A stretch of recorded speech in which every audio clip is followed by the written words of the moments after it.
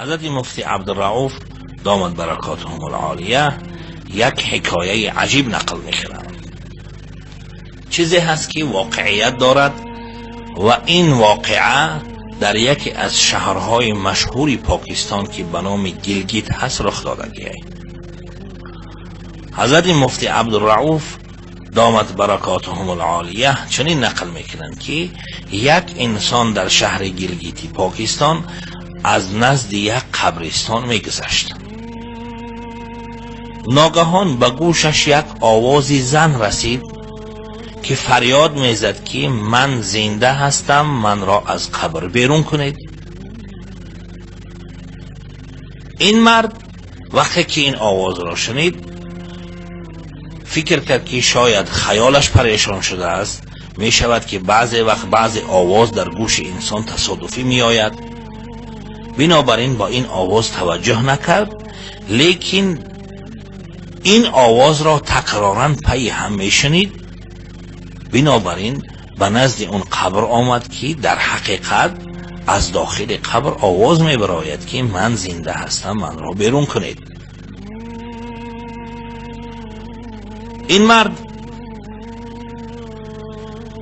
با یک سراسیمگی و با یک عجله به نزدیکترین آبادی که مردم اونجا مرده هاشون در این قبرستان دفن میکردن رسید و چند نفر را همراه خودش گرفت آمد تا که از واقعه و ماجرا اونها را با خبر کند.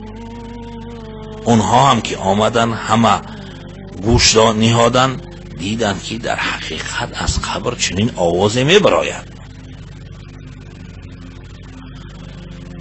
بنابراین اون چند نفره که این آواز شنیده بودن و اون دیه دوباره برگشتن و از عالمی که در اون دیه زندگی میکرد سوال کردن که آیا جایز است که ما این قبر را بکنیم نبشکنیم و این مرده را که آوازش میبراید که من زنده هستم از قبر بیرون کنید؟ اون عالم هم موافق فتاوای اسلامی گفت که اگر زنده بودنش یقین باشد باید اون زن برآورده شود. بنابراین آمدن قبر را کندن، دیدن که در داخل قبر یک زنی برهنه با یک کفن پوسیدگی نشسته است و اونها را صدا کرد که در حال از خانه من لباس بیارید. اهل اون محله شناختن که این زن کی است.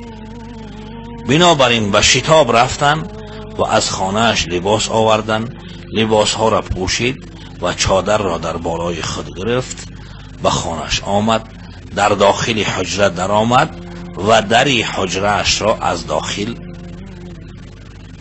بند کرد. مردم هرچند کوشش کردن که داخل شوند، در خانه را قلف زد. اونها التماس میکردن.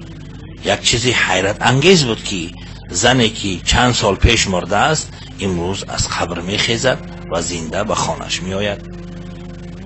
بنابراین مردم زیاد جمع شدن، هرچند التماس میکردن که در را باز کند، اون زن در را باز نکرد. بالآخر برای اونها گفت که برای همه باز نمیکنم، لیکن شما جرأت دیدن من را ندارید. در بین خودتان چند نفر را انتخاب کنید که اگر جرأت دیدن من را با این شکل و صورت دارند همونها فقط داخل شوند.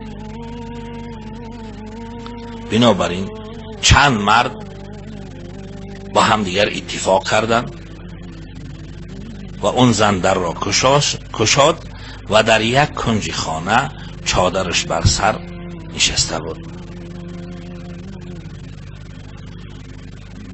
اولین چیزی که زن برای اونها نشان داد این بود که چادر را از سرش دور کرد.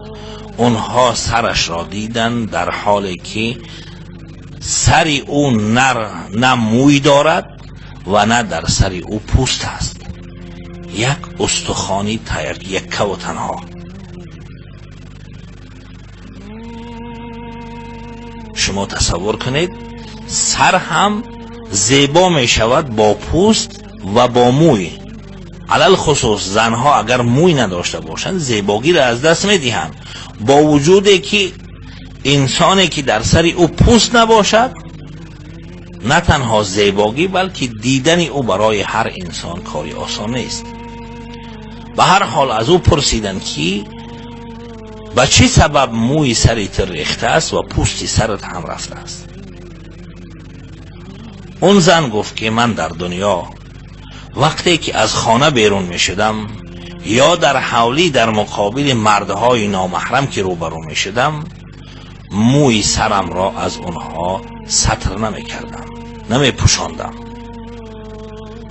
وقتی که مردم فرشته ها آمدن و موی سر من را یکایک چیندن. هر وقتی که یک موی را میکندن پوستی سرم هم از جایش میخیست. بعد از سرش را پوشید و دهانش را برای اونها نشان داد. مردم دیدن که این زن لب ندارد و در دهان اون هم چند دندان هست. شما به خود اندیشه کنید که چقدر صورت دهشتناک است. انسانی که لب نداشته باشد چگونه هست و انسانی که باز با وجود نداشتن لبها دندانی کم در اون دهان باشد. از او پرسیدن که برای چی لبهای تو نیست؟ فرمود که من در دنیا لبهای خود را آرایش می دادم و در مقابل مردهای نامحرم نشان می دادم. وقتی که مردم فرشته ها آمدن و لبهای من را بریدن. بعد از آن چهرهش را هم پوشانید و دستها و پاهاش برای اونها نشان داد. اونها دیدن که این انسان نه ناخون دارد نه انگشت دارد.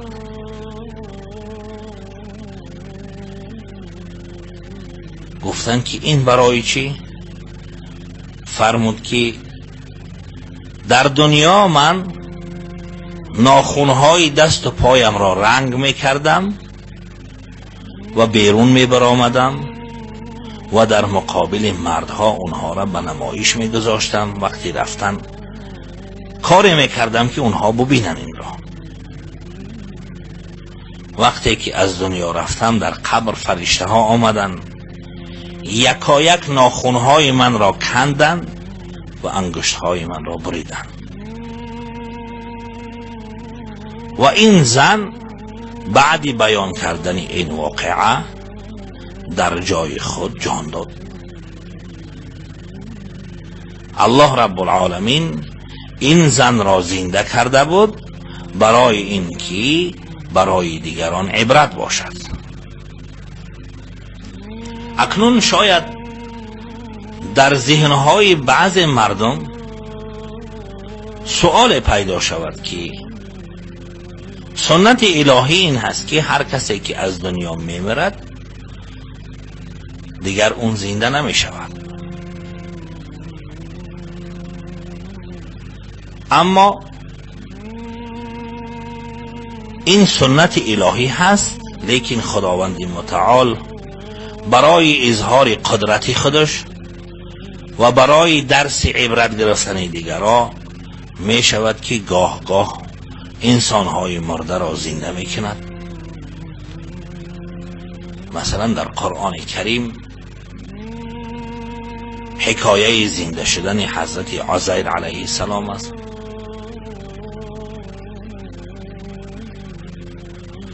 فاماته الله 100 عام ثم بعثه. بعد از 100 سال مردن دوباره او را زنده کرد. قال کم لبثت؟ قال لبثت یوما او بعض یوم. قال بل لبثت 100 عام. خدا از او پرسید که چند روز زندگی مرده بودی؟ چند روز گذشت؟ گفت 1 روز او بعض یوم، یا کمتر از 1 روز. الله رب العالمین فرمود که بل لبثت 100 عام، 100 سال گذشت. این چنین همه ما و شما آگاهی داریم که حضرت عیسی علی نبینا و علیه السلام به طور معجزه بعضی از مردم ها را به اذن الهی که مرده بودن و پوسیده بودن اونها را زنده میکرد. و ابرئ الاکمه والابرص و احیی الموتى باذن الله. حضرت عیسی علیه السلام خودش میگوید که من کوری نابینا و انسانی که دچار بیماری سفید پوستی هست پیست و احیی الموتى باذن الله، مرده را به امر خدا زنده میکنم، اونها را هم به امر خدا بینا و از کسلی پوست میرهانم. علاوه بر این علامه ابن ابی دنیا رحمت الله علیه کتاب دارند به نام من عاش بعد الموت. کتاب درباره اشخاصی هست که بعد از مردن دوباره زنده شدن و زندگی کردن.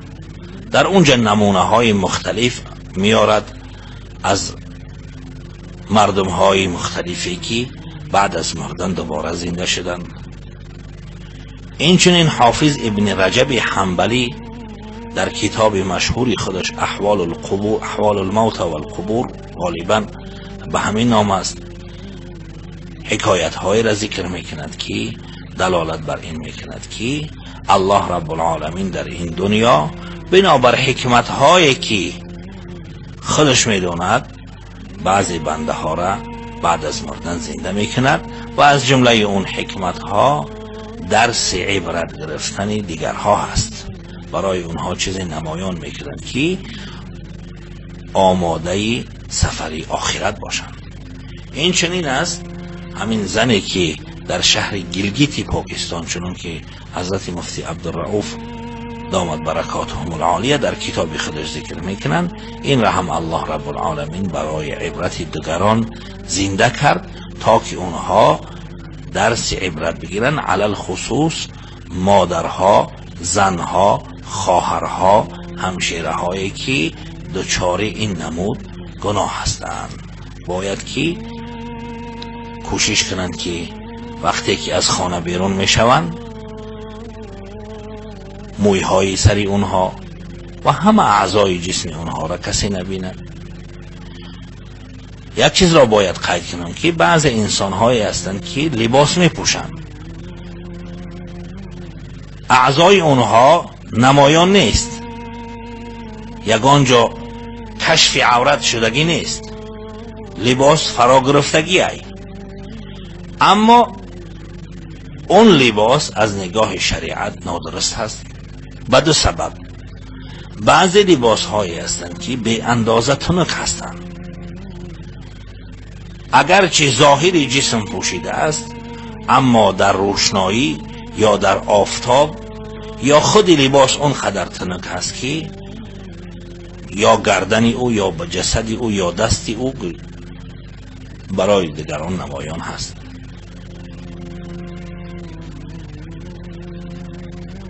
یا این که لباس دارند که تنک نیست اما اون قدر تنگ جفس هست که بعضی از اندام ظاهری اونها نمودار هست. از این نمود لباس ها هم رسول خدا صلی الله علیه و سلم منع فرمودن و فرمودن که این نمود زنهایی که کاسیات و عاریات گفتن به ظاهر پوشیدگی لیکن در حقیقت اینها لچ هستند، این نمود زنها را فرمودند که اینها هم در آتش دوزخ می سوزند.